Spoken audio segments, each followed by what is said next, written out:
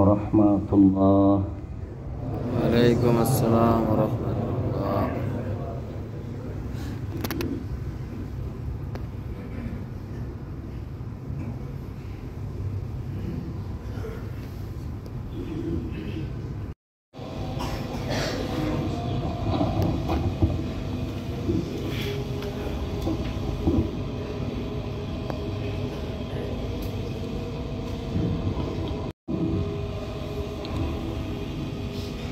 إن الحمد لله نحمده ونستعينه من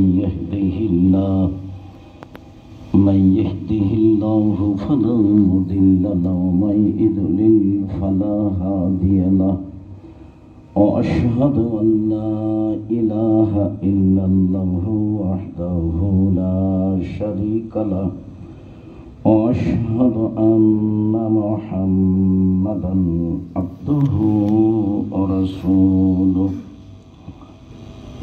أما بعد فأعوذ بالله من الشيطان الرجيم فيه رجال يحبون أن يتطهروا والله يحب المطهرين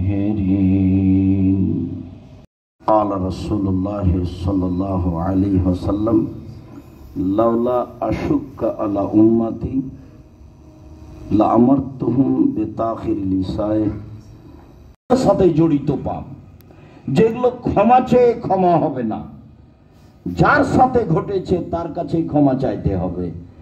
এই পাপকে তিনি প্রথম অংশে বললেন যে বড় পাপের কারণে শাস্তি হচ্ছে না, হয়তোবা এইটা বড় পাপ তিনি পরে ঘোষণা দিয়েছেন।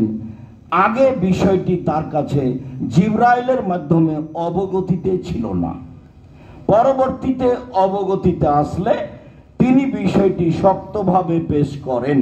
চুগলখড়ি কাজটা নেহায়াত অন্যায়।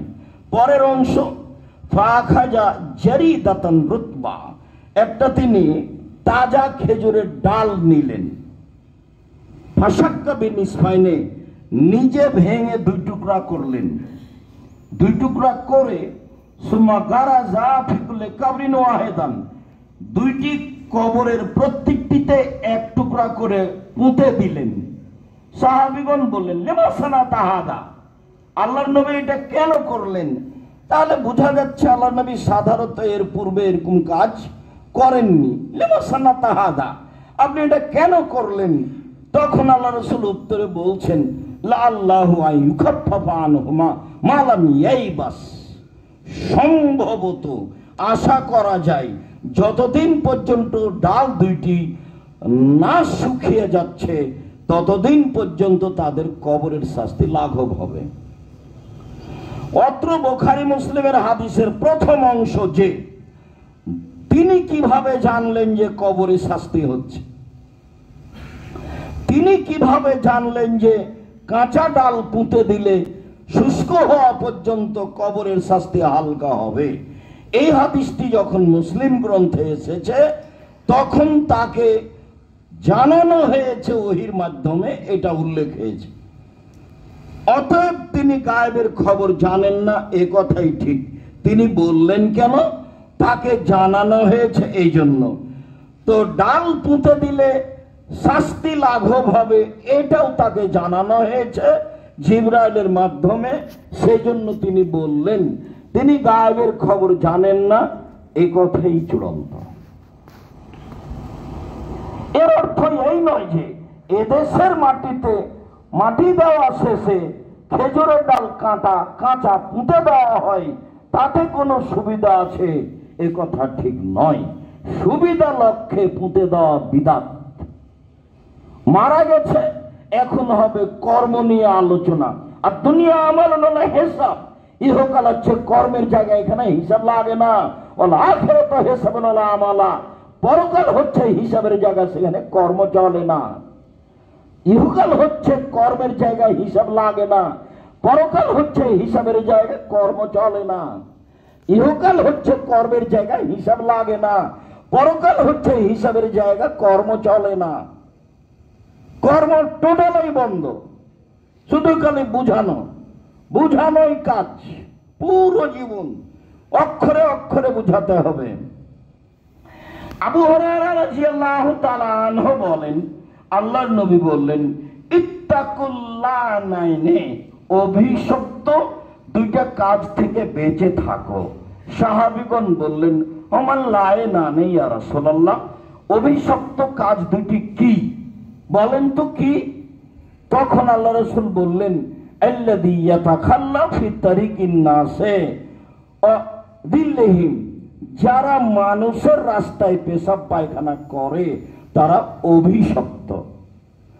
যারা গাছের ছায়ায় বা ছায়ায় পেশাব পায়খানা করে তারা অভিশপ্ত।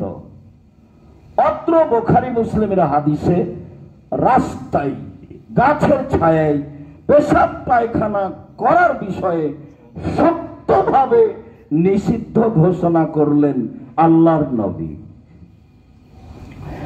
পরের একটি হাদিসে এসেছে, আল্লাহ রাসূল বললেন, ইত্তাকুল মালানা সালাসা, তোমরা তিনটি অভিশপ্ত কাজ থেকে বেঁচে থাকো, করলেই অভিশাপ হবে, মানুষে গালি দিবে, কাজটা খারাপ হবে। এক ফিল মাওয়ারিদ, ঘাটে, নদী পুকুর, যেখানে মানুষ পানি নিতে গোসল করতে নামে, এমন জায়গায় তোমরা পেশাব পায়খানা করো না, এটা হলো অভিশপ্ত কাজ। আর পরের দুইটাই, আগের দুইটাই, রাস্তায় পেশাব পায়খানা করো না, এটা হলো অভিশপ্ত কাজ। ছায়ায় পেশাব পায়খানা করো না, এটা হলো অভিশপ্ত কাজ। রুয়াইফা ইবনে সাবিত রাদিয়াল্লাহু তাআলা আনহু বলেন, একদা আল্লাহর নবী আমাকে বললেন, রুয়াইফা,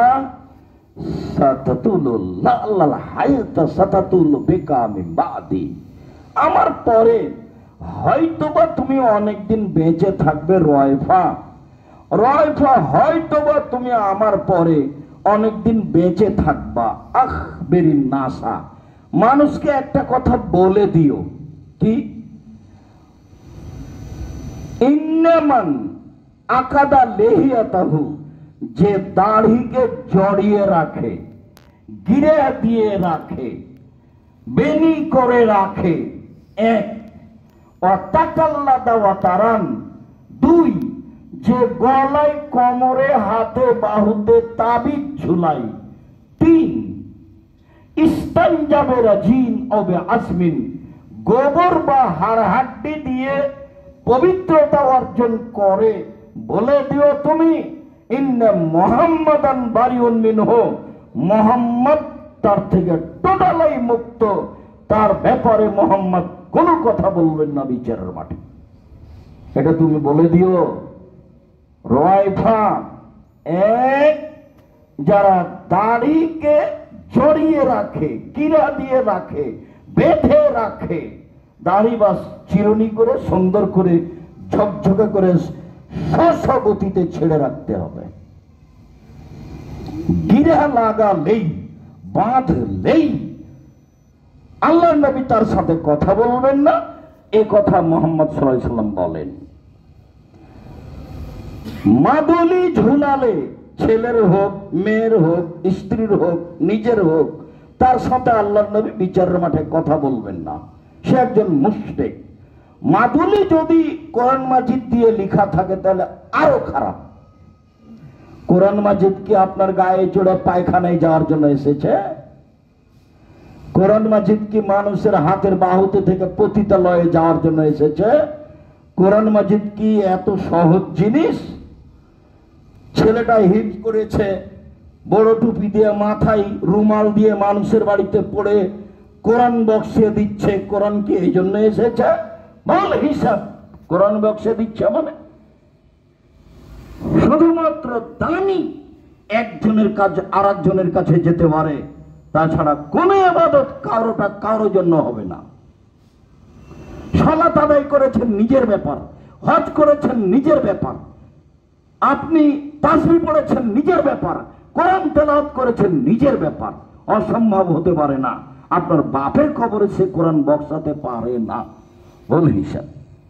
আল্লাহ নবী এমন কথা বলেননি। বলছিলাম হাকাম ইবনে সুফিয়ান বলেন যে বালা রাসূলুল্লাহ সাল্লাল্লাহু আলাইহি ওয়াসাল্লাম সুম্মা তাওয়াত্তা, আল্লাহর নবী পেশাব করলেন, তারপরে ওযু করলেন, সুম্মা নাজাহা ফারজাহু, ওযু শেষে হাতে পানি নিয়ে পুরুষাঙ্গ স্ত্রীঅঙ্গ সামনাসামনি পানিটা একটু ছিটিয়ে দিলেন। অন্য এক বর্ণনায় এসেছে জিবরাইল এসে তাকে সালাত শিখালেন, ফাআল্লামাহু, জিবরাইল তাকে শিখালেন আল ওযু ওয়া সালাতা, ওযু এবং সালাত। ফালাম্মা ফারাগা মিন ওযুহি, ওযু শিখানো যখন শেষ হলো, ফা আখাযাল গারফাতা মিনাল মায়ে, অঞ্জলিতে একটু পানি নিলেন, পানি নিয়ে ফা নাজাহা বিহা ফারজাহু, পুরুষাঙ্গ স্ত্রীঅঙ্গ সামনাসামনি তিনি ছিটিয়ে দিলেন। তাহলে কোনো সন্দেহ থাকলে পেশাব লেগেছে মনে হয় বা কিছু একটা ঘটেছে মনে হয়, যত সন্দেহ আছে সব দূর করে দেওয়ার মাধ্যম হলো এইটা, 40 কদম হাঁটা নয়। তাহলে ওযু শেষে এইটি একটি গুরুত্বপূর্ণ সুন্নাত যা বলা প্রয়োজন ছিল, আলোচনার সাপেক্ষে হয়তোবা বলা হয়নি। বলছিলাম সম্মানিত দিনী ভাই বোন, আমরা এ অংশ থেকে চলে আসি ওযুর পূর্বে মেসওয়াক। আবু হুরায়রা, নারী তাকে মূল্যায়ন করতে হয়, তাহলে কাজে পাওয়া যায়। বদনাম করলে, গালি দিলে, আপনার ওই যৌতুক চাইলে ভালোবাসা কমে যায়। তখন ওকে যে জন্য সৃষ্টি করা হয়েছে সেটা আর হয় না।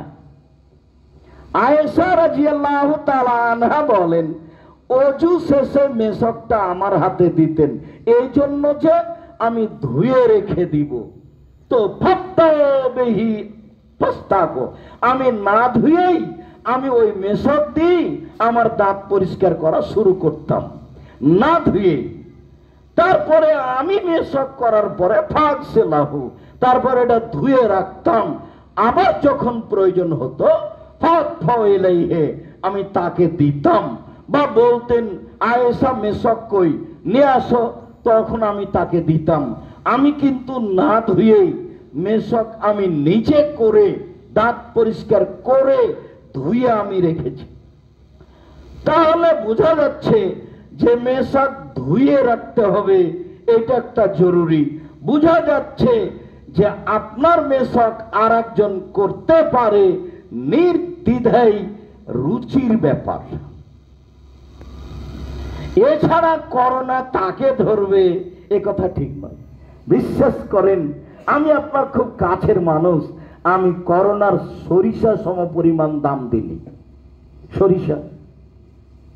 সরিষা সমপরিমাণ দাম দিনি। আমি বলেছি মাস্ক লাগিয়ে ভাগ্য বাড়াতে আমি রাজি নই। মরাতে একদিন লাগবে, না হয় দুদিন আগেই হলো, কিন্তু এই পথ দিয়ে ভাগ্য বাড়াবো না। ভাগ্য বাড়ানোর একটা পথ আছে। আল্লাহ রাসূল বলেছেন, লাইলাতুল কদর ইল্লা বিদুআয়ে, দোয়া দিয়ে ভাগ্য যা লেখা আছে তা নতুন ভাবে লিখে দেওয়ার পথ করা যায়। আপনি এত কান্নাকাটি করে দোয়া করবেন, 50,000 বছর পূর্বে আপনার সৃষ্টির, পৃথিবী সৃষ্টির 50,000 বছর পূর্বে যে ভাগ্য লেখা হয়েছে ওটা কেটে নতুন ভাবে লিখে দিবেন, এ কথা মুহাম্মদ সাল্লাল্লাহু আলাইহি সাল্লাম বলেন। তাতে তিনি দোয়ার কথা বলেছেন, তাতে তিনি কোনো কৌশলের কথা বলেননি। এই বিষয়ে আরো কয়েকটা হাদিস আসবে। যায়েদ ইবনে খালেদ আল জোহানি বলেন যে রাসূল সাল্লাল্লাহু আলাইহি ওয়াসাল্লাম বলেছেন, লাউলা আশুক্কা আলা উম্মতি লা আমাতুহুম বিসওয়াকা ইনদা কুল্লি সালাতিন, আমি আমার উম্মতের উপরে ভারী না মনে করলে আমি তাকে প্রত্যেক সালাতের সময় মেশক করার জন্য আদেশ করে দিতাম। ইলা সুলুসিল লাইলি, আর এশার সালাতটা রাতের 1 ভাগ পার হওয়ার পরে, রাতের 2